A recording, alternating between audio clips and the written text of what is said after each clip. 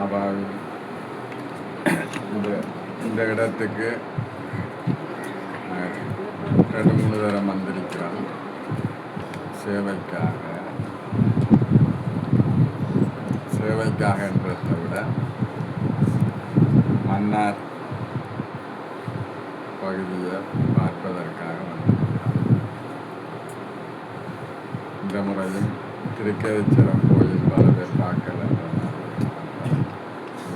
இன்றைக்கு சற்குரு தினம் பிராமணர்களுக்கான நிகழ்வுடன் கலந்து கொள்வதற்காக இதன் வந்திருந்தோம். எங்களுக்கு பாபா இவ்வளவுதான்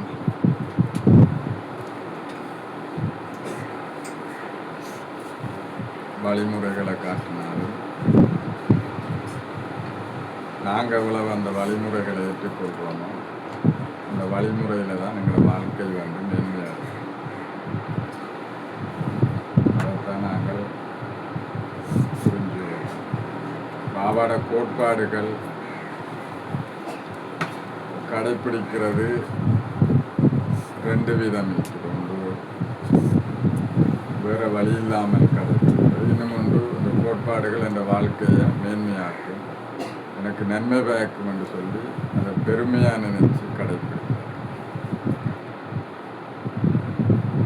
கோட்பாடுகளுக்குள்ள இருக்கிறவங்க எல்லோருமே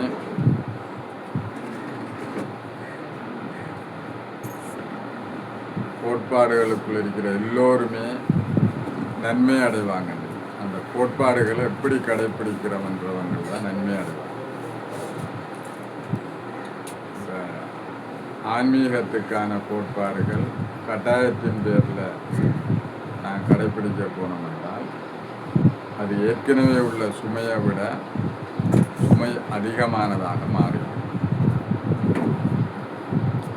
ஆனால் அந்த கோட்பாடுகளின் நோக்கம் அதனுடைய தாற்பயத்தை உணர்ந்து அதை நாங்கள் கடைபிடித்தமாக இருந்தால்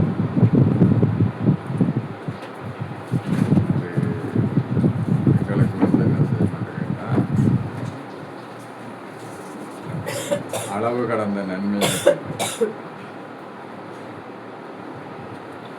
இன்றைக்கு பாபா முரளியில் சொல்கிற தூய்மையை பற்றி சொல்கிறேன்.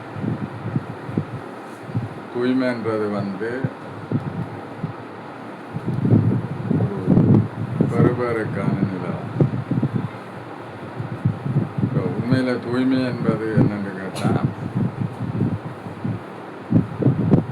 ஒரு சந்தோஷமாக இருப்பதற்கான ஒரு நிகழ்வு. அது தெய்வீக குணங்களினூடாக சந்தோஷமாக இருந்தோம்னா அது தூய்மையாக கொள்ளப்படும். தெய்வீக குணம் இல்லாமல் 5 விகாரங்களினூடாக சந்தோஷமாக இருப்பதற்கு முயற்சித்து அது தூய்மையை இழக்கிறதாக கொள்ளப்படும். தூய்மையான வாழ்க்கை வந்து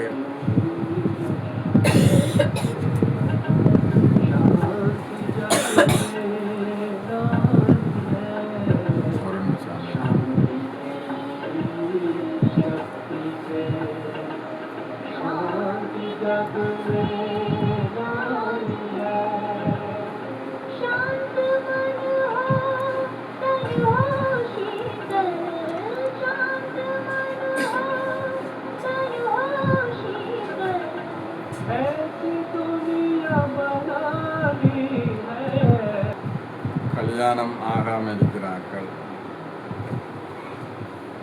அல்லது குடும்பத்திலிருந்து பிரிந்திருக்கிறார்கள்.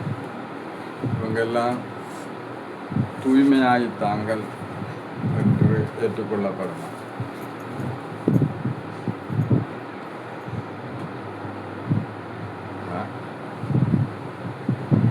அப்படி தூய்மையாக இல்லாத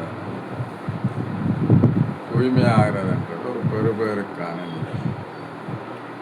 இந்த தெய்வீகத்தினூடான சந்தோஷமான ஆன்மாவுக்கு தேவையான எல்லா பெறுபேறுகளையும் பெற்றுக்கொண்டால் தான் அது தூய்மை என்று கொள்ளப்படும்.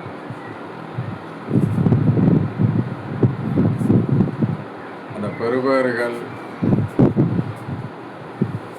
இதுதான் உண்மையில் ஒவ்வொருத்தருக்குமே அன்றாட வாழ்க்கையில் அவசியப்படும். இப்போ நான் தூய்மையாக இருக்கணும் என்றால் எது தூய்மையின் அடையாளம் என்னன்றது விளக்கும். இப்போ நான் கல்யாணம் கட்டாத ஆள் இந்த யோசிச்சு கவலைப்பட்டு கொண்டிருந்தேன்டா பார்க்குறவங்க நாங்கள் ஒரு தூய்மையான ஆத்மான்றதை ஏற்றுக்கொள்வாங்களா? மக்கள் என்னத்தை பார்க்கணும்? எங்கள்கிட்ட உள்ள தெய்வீகத்தை பார்க்கணும். அப்போ தான் எங்களோட தூய்மையை ஏற்றுக்கொள்வாங்க. எங்களுக்கும் நான் தூய்மையாக இருக்கிறேன்னா நானும் எவ்வளவு தெய்வீகத்தை கிரகிச்சு அந்த வாழ்க்கை எவ்வளவுக்கு சிறப்பாக மகத்துவமாக இருக்குதுன்னு பார்க்குறோமோ அப்போ தான் நான் தூய்மையாக இருக்கிறேன்னு கொள்ளப்படும்.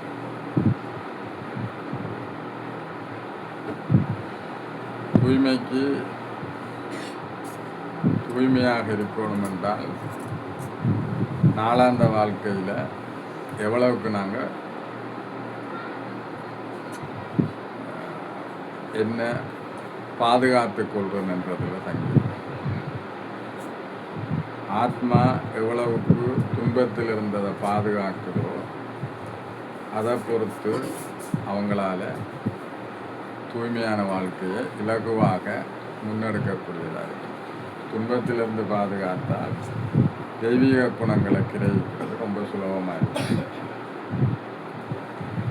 துன்பத்திலிருந்து பாதுகாப்பாக இருப்பதற்கு அந்த வழிமுறைகளை நாங்கள் கண்டுபிடிக்கணும். அதுக்கு பாபா முரளியில் சொல்லி கொண்டிருக்கிறேன். இது பழைய உலகம், கர்ம தத்துவம், இந்த உடம்பை பற்றிய ஞானம் எல்லாம் கொடுத்துருக்கிறோம். 5 விகாரங்கள் இது, மாயம்.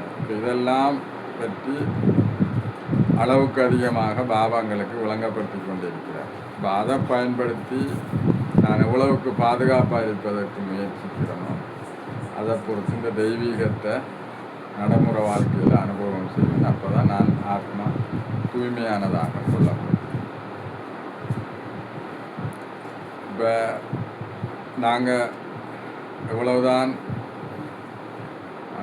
பாதுகாப்பாக இருக்கிறோம் ஒரு விதமாக இருந்தாலும் எங்களோட மனதில் எங்கேயாவது ஒரு துன்பத்திற்கான காரணம், மறக்க முடியாத சம்பவங்கள் ஏதாவது இருந்தது என்று சொன்னால் தூய்மைக்கான முயற்சி, அழுக்கான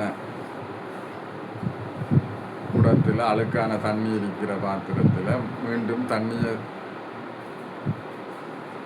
சேமிக்கிறதுக்கு முயற்சிக்கிற மாதிரி அது என்ன செய்யும்? ஏற்கனவே உள்ள அழுக்கை சுத்தப்படுத்தாட்டி மீண்டும் நல்ல தண்ணியை ஊற்றுறதுக்கு எவ்வளோ முயற்சின்னா தண்ணி என்னவா போய் அழுக்கா. எங்களுக்குள்ள ஆழ்மனதில் என்ன அடங்கியுள்ளது, என்ன செய்யணும்னு எங்களுக்கு தெரியாமல் ஞானம் திருப்பி எங்களுக்குள்ள எடுத்தாலும் அந்த ஞானத்துக்கான பெருபேரங்களால் உணர முடியாமல் இப்போ எந்த ஒரு வலி துன்பமும் ஆத்மாவில் மிஞ்சி இருக்காத மாதிரி என்ன நான் எவ்வளவுக்கு பாதுகாக்கிறேனோ அந்தளவுக்கு என்னால் தூய்மையான வாழ்க்கையில் மகத்துவத்தை உணர முடியும்.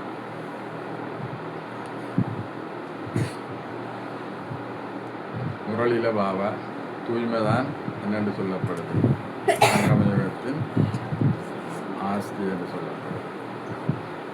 தூய்மையாகினால்தான் பாபாவோட போகலாம், தூய்மையானால்தான் சன்னியாசிகளுக்கு சவால் விடலாம், தூய்மையானால்தான் உங்களோட வாழ்க்கைக்கு ஒரு அத்தாட்சி என்று பாபா சொல்லிக் கொண்டிருக்கிறார். இப்போ நம்ம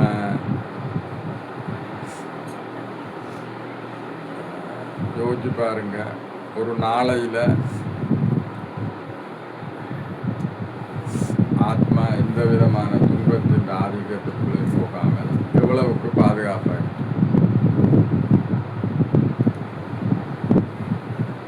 ஒரு நாள் எங்களை பாதுகாக்க முடியுமானாக்கள்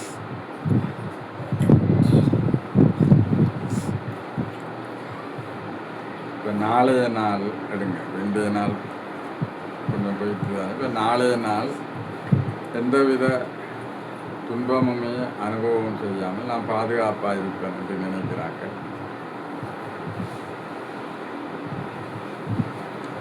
கேள்வி விளங்கினாக்கள்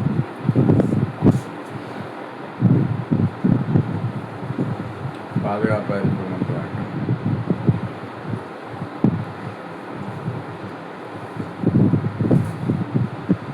யார சில நேரம் எது துன்பம்ன்றதுன்னு தெரியும். இப்போ ஒரு ஆள் எனக்கு பிடிக்காத ஒரு ஆளை பார்த்தேன்டா, எனக்கு அவரை பார்த்தா கோபமாக வருதுன்னு சொன்னால் நான் பாதுகாப்பாக இருக்கேன்னு சொல்லலாமா? சொல்லலாம். நான் சும்மா ஏதோ வேலை செய்தேன்ட்டுக்குள்ளே எப்பயோ நடந்த ஒரு சம்பவம் ஞாபகத்துக்கு வந்து கொஞ்சம் ஒரு மாதிரியாக போகிறேன்னு சொன்னால் அப்பவும் பாதுகாப்பு இல்லை. ஒரு மாதிரியாகுதுன்ற நான் துன்பத்தை இருக்கிறேன். இப்போ அது கூட அப்படி எந்த விதமாக இப்போ நம்ம ஒன்றை சொல்லுவோம், அவங்க கேட்காத மாதிரி இருப்பாங்க. நம்ம ஒன்றை சொல்ல வேற ஒன்றை செய்வாங்க. என்ன இந்த மாதிரி அந்த நேரம் கொஞ்சம் வெறுப்பு மாதிரி, கோவம் மாதிரி, கொஞ்சம் டென்ஷன் ஆகிற மாதிரி வந்தாலும் ஆத்மா துன்பப்படுது. அது தெரியும் தானே. எந்த ஒரு எதிர்மறையான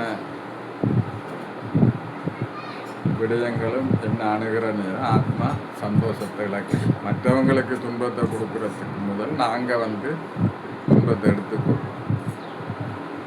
அப்படி எந்த விதமான துன்பத்தின் சுவடுமே இல்லாமல் நாளைய நாள் பாதுகாப்பாக இருப்பேன் என்று நினைக்கிறாங்க.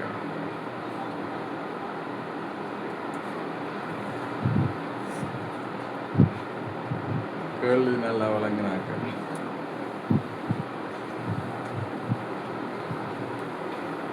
கேள்வி விளங்காதாக்க பாதுகாப்பாக இருப்போம்னு நினைக்கிறாங்க. இப்போ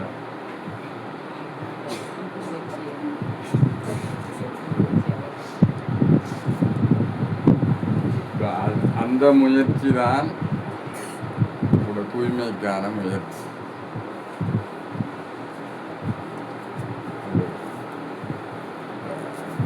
மரக்கறி சாப்பிட்ற ஆக்கள், வெளியில் சாப்பிடாமல் இருக்கிறார்கள், கல்யாணம் கட்டாமல் இருக்கிறார்கள், இவங்க எல்லாரும் நீங்கள் போய் பார்த்தீங்கன்னா குடும்பத்தில் எப்பயும் நடந்த சோகம் துன்பம் எல்லாம் குடிக்கொண்டு இருக்கு. அவங்க தூய்மையாக இருந்தாங்கன்னு சொல்லிடுமா? இல்லைதான். வெங்கட முகத்திலையும் ஏதாவது குடிக்கொண்டிருந்தால் பார்க்குறாங்களுக்கு எது தெரியும்? அதுதான் தெரியும். இப்போ பார்க்குறார்கள் எங்களை கண்டு என்ன செய்வாங்கன்னு கேட்டால் கவரப்படுவதற்கு பதிலாக பயப்படுவாங்க. நாங்களும் இந்த ஓம் சாந்திக்குள்ளே போனால் நம்மளை மாற்றிட்டுருவாங்க. நாம் பெருபேரை பார்க்கல, எங்களோட ஆத்மாவில் உள்ள எதிர்மறையான விளைவை பார்க்கறதால பயப்படுறாங்க. சொல்லப்பட்டிருக்க நகத்தின் அழகு முகத்தில் தெரியும். நம்ம அது இல்லையே, நான் எல்லாரையும் கண்டு நான் துன்பம் சிரிச்சுத்தானே வந்தேன், சந்தோஷமாக தானே காட்டி கொண்டு நான் பார்க்குறாங்களுக்கு தெரியுமா தெரியாதா? தெரியும். இப்போ தூய்மைக்கான முயற்சி என்பது எங்களோட பெறுபவருக்கான முயற்சி. இப்போ என்ன செய்யணும்? இப்போ முரளியை கேட்குறது வந்து என்ன பாதுகாத்துக்கும். வீணான எண்ணங்கள், எதிர்மறையான எண்ணங்கள் என்ன கட்டுப்படுத்தாமல் பாதுகாக்கிறதுக்கு தான் முரளியை கேட்குறது. எந்த வீணான எண்ணங்கள், எதிர்மறையான எண்ணங்கள் கொஞ்சம் கூடி ஆதிக்கம் செலுத்தினால் ஆத்மா வந்து அதில் தனித்துவத்தை வந்து கலியுக இயல்புக்குள்ளே போகும்.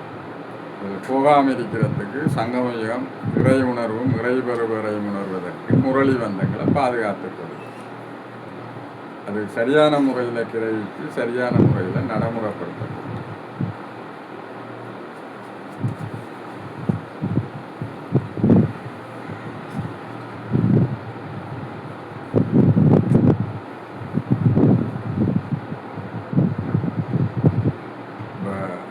இந்த முரளி தொடக்கத்திலேருந்து முடியும் மற்றும் பாபா ஸ்லோகமும் கூட எண்ணத்தில் முடிஞ்சது.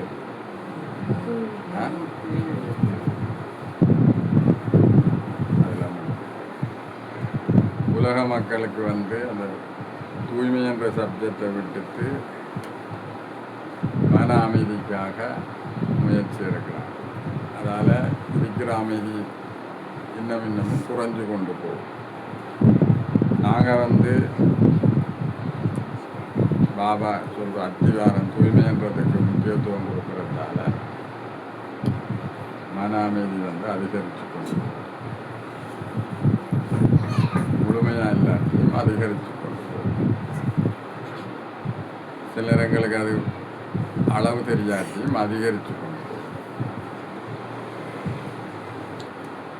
தூய்மைக்கான முயற்சி என்பது எங்களோட பெறுபேறுக்கான முயற்சி. அதை ஞாபகம் வச்சு. ஓம் சாமி. நம்புற கஷ்டமா இருக்குன்னு பேச வராதன் துவக்கத்தில் மக்களுக்குள்ள போய் கதைக்க வராது. முதல் வேற கர்மயோகாதான் செய்கிற ராத சிஸ்டர் தான் ஒரு பௌத்த பிரபுமாஸ் எழுதி தந்தவன் பேப்பரில். அதை நான் பாடம் வாங்கிட்டு ஒரு டிஎஸ் ஆஃபீஸில் சொல்லப்போம். அங்கே போன உடனே முன்னால் ஒரு ஆள் இருந்துச்சு. அவரை பார்த்துனே எல்லாம் போச்சு.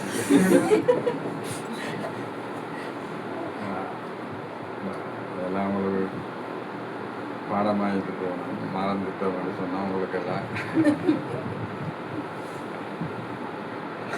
நம்மளோட கஷ்டமாக இல்லை. பேச தெரியாதன், கதைக்க வராதன். நம்மளே அப்படி கதைக்க ஒன்றுமே அப்படி இருந்த நம்மளே கதைக்கிறோம்னா நீங்கள் ஏற்கனவே கதைக்கக்கூடிய ஆக்கள் சிறந்த குரல் வளம் உள்ள ஆக்கள் அப்போ எப்படி கதைக்கலாம்.